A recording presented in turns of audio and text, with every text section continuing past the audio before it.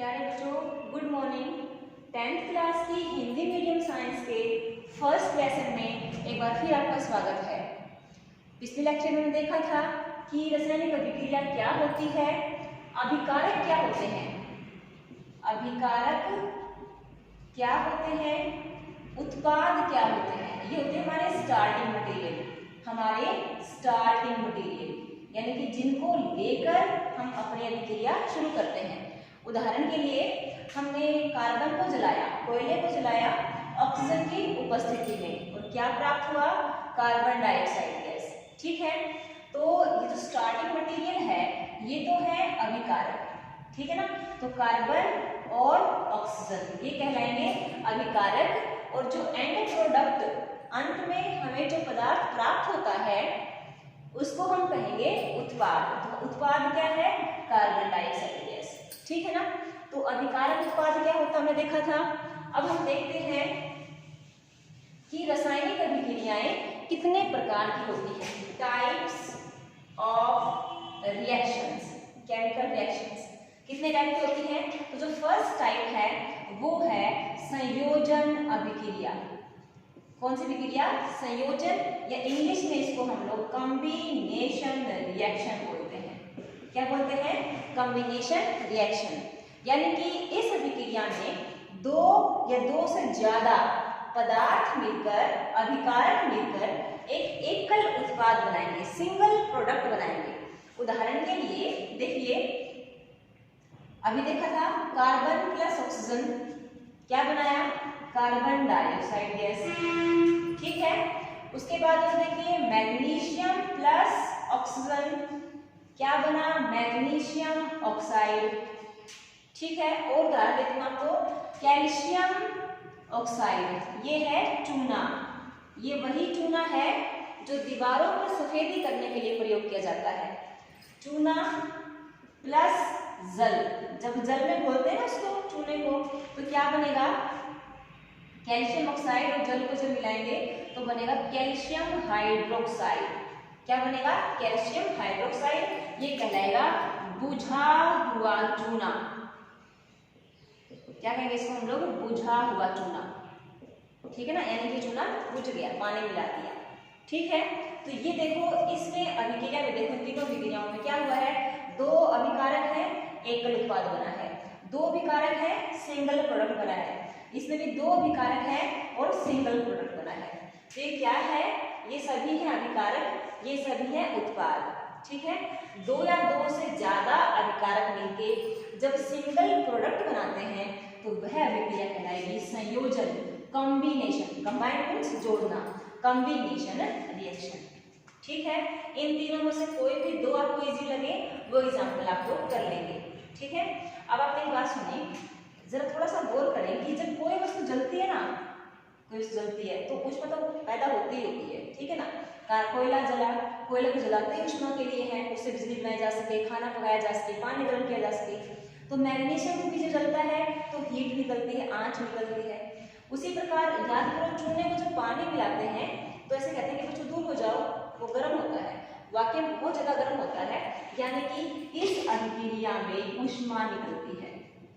देखो तीनों केस में ऊष्मा निकली है ना, हीट निकली है। यानी कि संयोजन अभिक्रिया जब होती है तो उसके साथ साथ ऊष्मा भी बनती है। ऊष्मा जब बनेगी तो इस अभिक्रिया को, वे अभिक्रिया जिसमें ऊष्मा पैदा होती है साथ में, उन अभिक्रियाओं को हम ऊष्माक्षेपी अभिक्रिया कहते हैं। क्या कहते हैं? ऊष्माक्षेपी अभिक्रिया,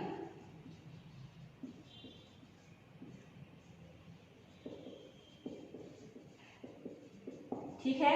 इंग्लिश में इसे एक्सोथर्मिक रिएक्शन कहते हैं। एक्सोथर्मिक रिएक्शन, ऊष्मा बाहर निकलती है। तो ऊष्माक्षेपी अभिक्रिया अगर आ जाए तब भी, और अगर संयोजन अभिक्रिया पूछा जाए तब भी, दोनों ही केस में आप इन उदाहरणों को दे सकते हैं, ठीक है। संयोजन अभिक्रिया हो गया। उसके बाद अगला है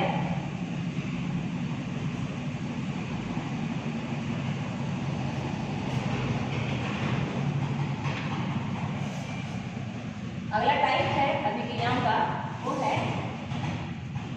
वियोजन अभिक्रिया।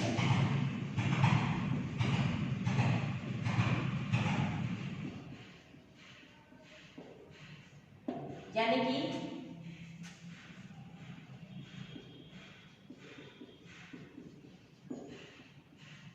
इसको हम बोलेंगे डीकंपोजिशन रिएक्शन, इंग्लिश में डीकंपोजिशन रिएक्शन, ठीक है। यानी कि डीकंपोज, कंपोज होता है जुड़ना, और डीकंपोज क्या, डी उल्टा हो जाएगा ना, बिखरना। इसमें क्या होगा, एक सिंगल रिएक्टेंट होगा, एकल अभिकारक होगा। जैसे कि मान लो मैंने ले लिया कैल्शियम कार्बोनेट, क्या नाम इसका, कैल्शियम, 9th क्लास में सारे सिखाया जा चुका है कौन को, ये कैल्शियम कार्बोनेट। ये वही कैल्शियम कार्बोनेट है जिसका हमारा चौक होता है ना, चौक वो बनता है लिखने का, चौक होता है, और संगमरमर होता है, ये वही कैल्शियम कार्बोनेट है। कैल्शियम कार्बोनेट को जब हम गर्म करते हैं, हीट करते हैं, देखो ये त्रिभुज है ना, ट्रायंगल है, ये गर्म करने का निशान होता है साइंस में, याद रखें, आगे भी आएगा एक बार। तो इसको बोलेंगे गर्म करना। आप इसको तापन लिख सकते हैं, चाहो तो आप इसको हीटिंग भी लिख सकते हैं, हीटिंग भी, मर्जी आपकी। इन तीनों में से आप कोई भी पॉइंट लिखिए, हीटिंग, तापन या ये ट्रायंगल का निशान बनाए। तो इस प्रकार जब ये गर्म होगा तो टूटेगा, क्या बनेगा, कैल्शियम ऑक्साइड और कार्बन डाइऑक्साइड गैस, ठीक है। ये दो पदार्थ बनेंगे, कैल्शियम ऑक्साइड और कार्बन डाइऑक्साइड। तो यहाँ पर देखिए, एकल अभिकारक से दो उत्पाद बने हैं, ठीक है। मैं आपको एग्जाम्पल और देती हूँ, lead nitrate PbNO3 whole twice, ये लेड नाइट्रेट है।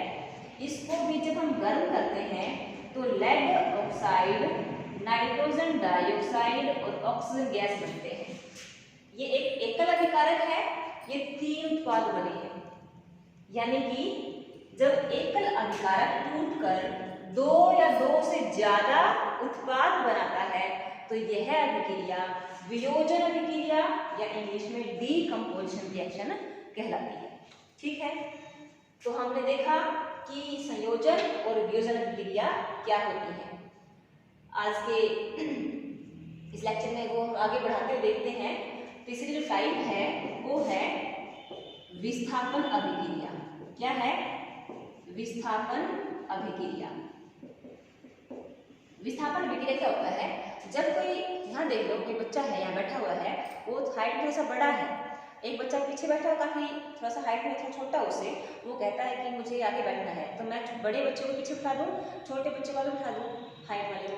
तो मैंने क्या कर दिया, मैंने एक बच्चे को हटा दिया और दूसरे बच्चे को उसके स्थान पर लगा दिया। तो यानी कि जो बच्चा आ रहा है वो पहले वाले बच्चे को उसके स्थान से हटा रहा है, तो उसको विस्थापित कर रहा है, डिस्प्लेस, डिस्प्लेस, इंग्लिश में इसका नाम है डिस्प्लेसमेंट रिएक्शन, ठीक है ना।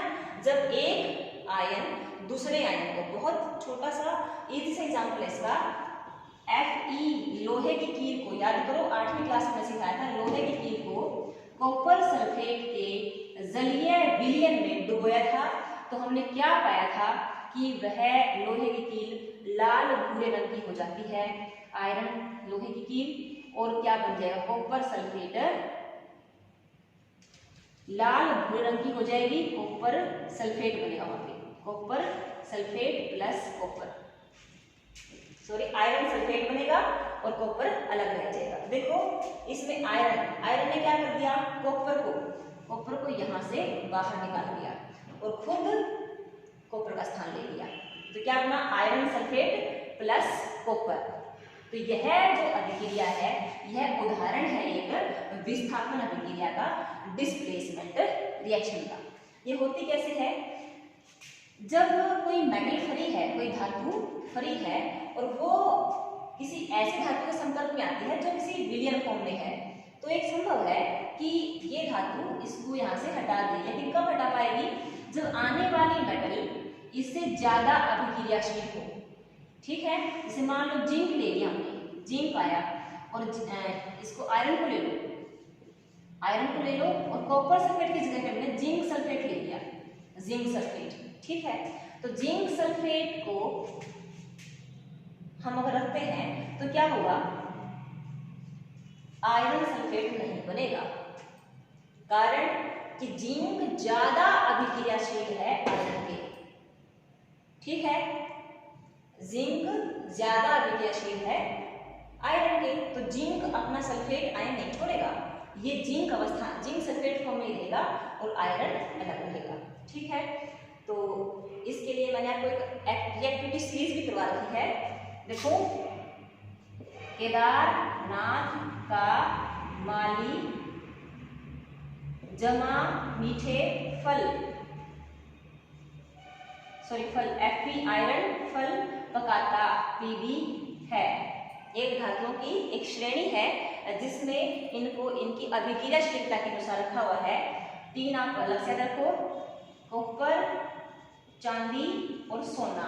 ये नीचे जाएंगे तो अभिक्रियाशीलता घटती जाएगी, ऊपर जाएंगे तो बढ़ती जाएगी। यानी कि ये धातुओं को ले लो, जिंक आयरन को बाहर निकाल सकता है लेकिन आयरन जिंक को बाहर नहीं निकाल सकता। ठीक है, इनको ले लो। हाइड्रोजन लेड को नहीं निकाल सकता, लेड हाइड्रोजन को हटा सकता है, विस्थापित कर सकता है। ठीक है, तो विस्थापन अभिक्रिया देखी, वियोजन अभिक्रिया देखी, संयोजन अभिक्रिया देखी। संयोजन में 2 या 2 से ज्यादा अभिकारक मिलके एकल उत्पाद बनाते हैं। वियोजन में एकल अभिकारक मिलके 2 या 2 से ज्यादा उत्पाद बनाते हैं। और विस्थापन अभिक्रिया में एक धातु दूसरी धातु को विस्थापित करती है। ठीक है, आज के लेक्चर में इतना ही। इसी के साथ थैंक यू।